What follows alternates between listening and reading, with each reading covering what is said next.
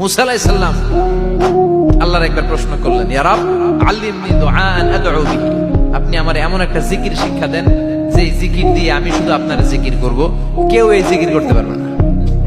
এই জিকির জানবো শুধু আমি, আর জানবেন কথা কোন? প্রশ্ন করছে কে? হ্যাঁ, কাকে করেছে? আল্লাহ এমন একটা জিকির শিখান যেই জিকির কেউ জানে না, আমি জানবো, আর ওই জিকির দিয়ে প্রাণ ভরে আপনারে ডাকবো। আল্লাহ বললেন, মুসা পড়ো লা ইলাহা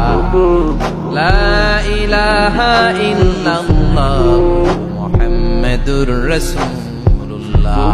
মুসা আলাইহিস সালাম বললেন, আল্লাহ চাইলাম কি, কইলেন কি?